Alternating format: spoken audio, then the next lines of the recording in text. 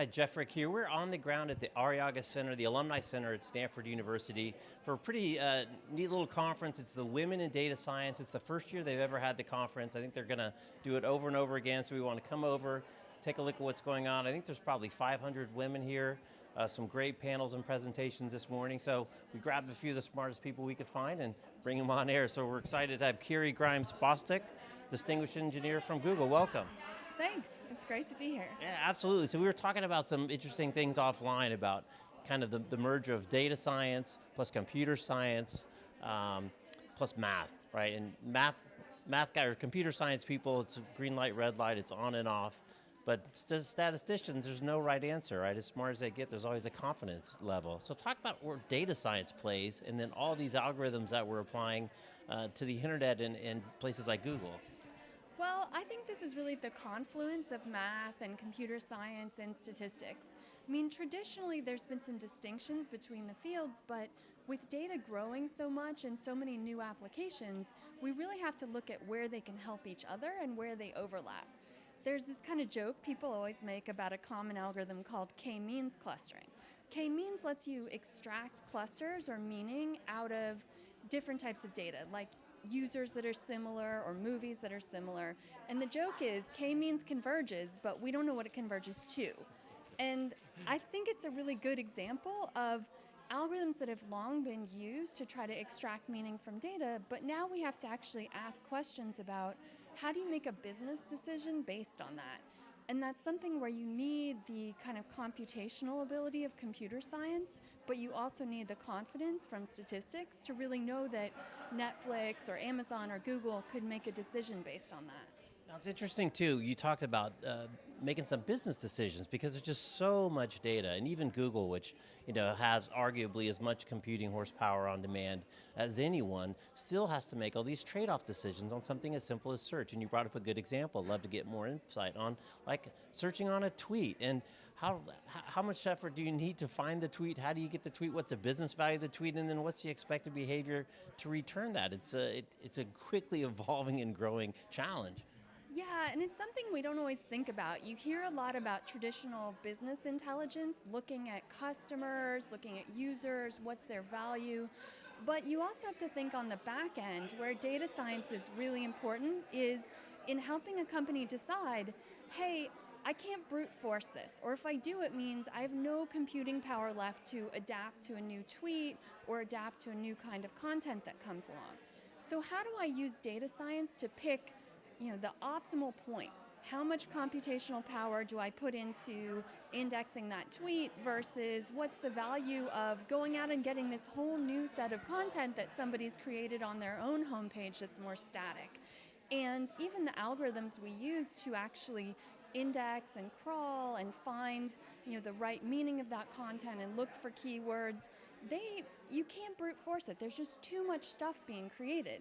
And if you do, then you've spent a ton of cash on compute power that maybe would be better spent on a feature or a cool new rendering or the ability to understand structured data.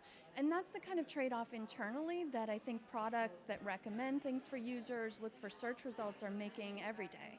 That's interesting because there's so much talk about machine learning, right? And the machines are taking over, but you bring up such a great point that without context, you could spend so much more resources trying to get to the place where somebody with a little bit of knowledge, a little bit of experience can get you there to start the journey. So you're not grinding through all that massive amount of stuff on the back end.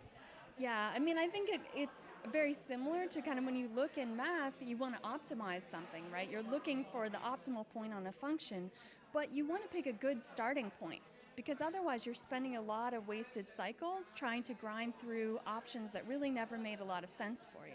And it was interesting this morning in some of the keynotes talking about different types of algorithms based on what is your objective. Are you trying to bundle? Are you trying to get something back quickly? Because there is no perfect algorithm, right? It's all based on an objective, and you have to make trade-offs. There's still, with all the computing horsepower that Google has and all the money that search is driven, you still have to make decisions. You still have to make trade-offs.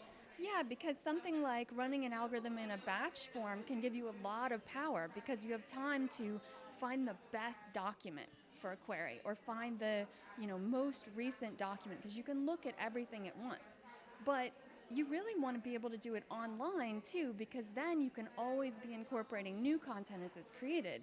And so making that choice or finding some hybrid where you're passing some stuff through online and some stuff is being, handled as a batch is a really important part of how compute systems work today. So you graduated from Stanford, I think you've got your PhD in 2003, been at Google ever since, so you've been there for a while.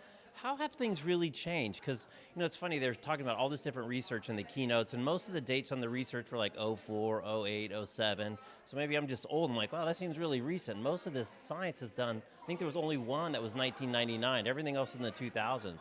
Talk a little bit about how it's evolving, how it's changing, both as the sophistication of the tools gets better, but also as the massive of data is growing, and then of course Moore's law is a gift that keeps on giving. The ability to add so much more horsepower to these problems. Give a little historical perspective. Yeah, well, I think one thing that doesn't get mentioned often is just the pressure from users, right? As systems like Siri or web search get more intelligent, right? As they appear more to understand what you want, people have higher and higher expectations that they'll continue to understand, right? So when I first worked at Google, a lot of time and effort went into content is static, how do we scale, the ability to handle all this, even move this much data around was kind of a new thing. But now, in a lot of these different fields, if you listen to what they talk about in Netflix, it's about personalized recommendation, right? It's about systems which need to really understand who you are. They need to understand what type of content you're looking for. Are you looking for reviews? Are you looking to buy a product? Are you looking for real estate listings? And all of that content is kind of dynamically generated, right? So the same thing is true of, say, movies, right? Are you looking for a traditional movie, a documentary, a short film somebody made on, their own home computer, because there's a lot of different types of content? Are you looking for a self-published book? Are you looking for a Kindle book? And really understanding those types of nuances about what is an object? What is this data record? And, how recently was it created? How fast can we handle it is a much larger focus of a lot of this data science today than it was 10 years ago, right? 10 years ago, it was about this is a user, this is revenue, this is a document, this is, it was more about these kind of traditional categories. Right. It's funny, you always become a victim of your own success, right? You just keep moving the expectation curve up, and people complain, and we're carrying so much power in our pockets these days. I know, my phone works great, so I expect it to work perfectly all the time. And I know I used to have some Motorola Razr that was a great phone, but it didn't do any of this stuff, right? And now I expect my phone to talk to me while I'm in the car. Right. You can talk to it, it tells you where to go, it tells you if there's bad traffic. But it's funny too, again, back on the recommendation engine, because what exactly, are you trying to give me something that you think I like? Well, maybe I'm in the mood to discover. So, there's so many subtle nuances to try to answer that question, and there really isn't an answer, right? There's a lot of conversation in the earlier sessions about experimentation and being able to experiment, but at the same time making sure you're providing a level of service to all the customers, even if they happen to be subject to experiment 1 and somebody else is subject to experiment 2. Yeah. I mean, it takes a lot of kind of finagling to understand what people want, but at the same time, businesses want to feel confident that they've made these decisions based on real data. And that's where it gets a little fuzzy, right? Right, and then there's always that little thing, causation versus correlation, which always gets in the way. Yeah, I mean, I just had somebody talk to me today about, is a user valuable? Is that something to do with the user, or is that something to do with the product? I mean, would they be more valuable if the product were better? Or what does it even mean to be a valuable user? Are they someone who comes back, or someone who recommends you to their friends? What does that mean? Lots of opportunities still ahead. Haven't solved the puzzle yet. No, we definitely haven't. All right, Carrie, well, thanks for taking a few minutes to stop by. It's a great conference. Thanks a lot, and I hope the rest of the day is just as interesting. Absolutely, I'm sure it will be. So I'm Jeff Frick. We are at the Women in Data Science Conference at Stanford University, the Arriaga Center. Thanks for watching.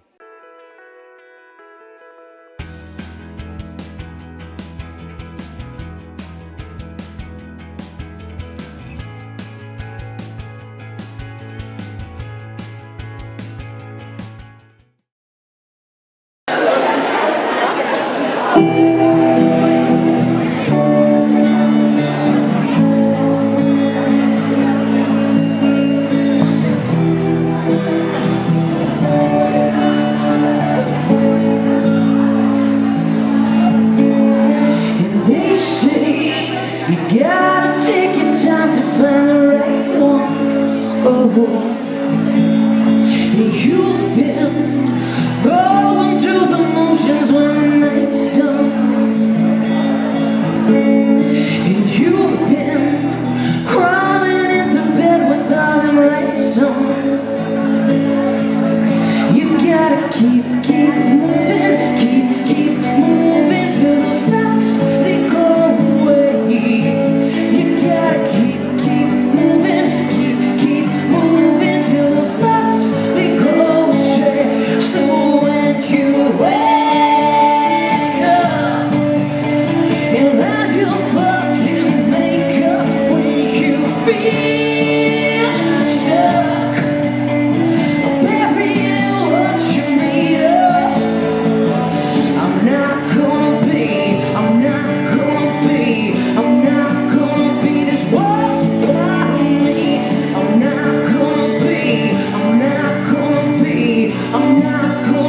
this worst part of me. So keep your heart safe. The risk is always bigger if it does break. It's all that chase. You're chasing off those feelings 'cause you're afraid. Let's take a chance, babe, and make it what we wanted 'cause we are brave. You gotta keep moving till those thoughts they go away. You gotta keep moving till those thoughts they go straight to when you wake up. And how you fucking make up when you feel stuck, buried in what you made up. I'm not gonna be this worst part of me. I'm not gonna be this worst part of me. When you wake up feeling haunted by you, and you're counting down those things you gotta prove, I'm not gonna be I'm